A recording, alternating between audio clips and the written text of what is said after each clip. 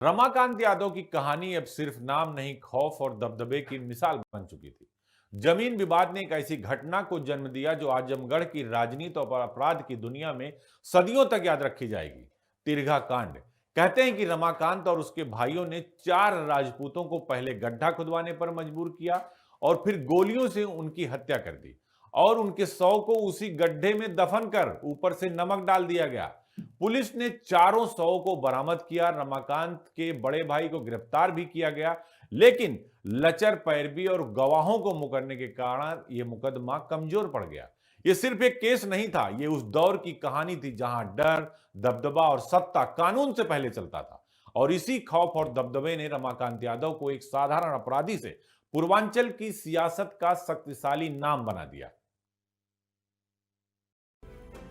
जुर्म की दुनिया में कई कहानियां सुनी होंगी, लेकिन आजमगढ़ के इतिहास में एक ऐसा काला पन्ना दर्ज है जिसे सुनकर रूह कांप जाएगी। तिरघा कांड, एक ऐसी वारदात जहां मौत से पहले मजदूरी कराई गई, जहां गोलियों की गूंज से पहले कुदालों की आवाज सुनाई दी। जमीन की भूख और रसूख की सनक ने रमाकांत यादव को उस मोड़ पर खड़ा कर दिया जहां कानून बौना साबित हुआ और खौफ मसीहा बन गया। आजमगढ़ के तिरघा इलाके में साल बदल रहा था, लेकिन रमाकांत के इरादे वहीं थे।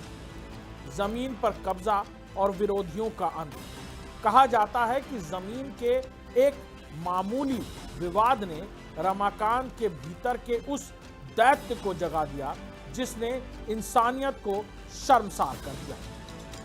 आरोप लगा कि रमाकांत और उसके भाइयों ने 4 ठाकुरों को अगवा किया और फिर जो हुआ वो किसी डरावनी फिल्म से कम नहीं था। उन चारों बदनसीबों से पहले उनकी ही कब्र खुदवाई गई। बदनसीब नहीं जानते थे कि जिस जमीन को वो खोद रहे हैं वही उनका अंतिम ठिकाना बनने वाला है। जैसे ही गड्ढा तैयार हुआ, गोलियों की तड़ताहट ने सन्नाटा खींच दिया। चारों की हत्या कर उनके शवों को उसी गड्ढे में दफना दिया गया। लेकिन क्रूरता यहीं खत्म नहीं हुई। शव जल्दी गल जाएं और सबूत मिट्टी में मिल जाएं, इसके लिए लाशों के ऊपर बोरियों से नमक डाला गया। जब पुलिस ने तिरघा की उस मिट्टी को खोदा और 4 भाइयों के शव बरामद हुए तो पूरे प्रदेश की सियासत में भूचाल आ गया। देखिए, आजमगढ़ हमेशा से अपराधियों की जमीन रही है। वहाँ बहुत बड़े बड़े खूंखार अपराधी पैदा हुए हैं और रमाकांत यादव भी उन्हीं अपराधियों में था।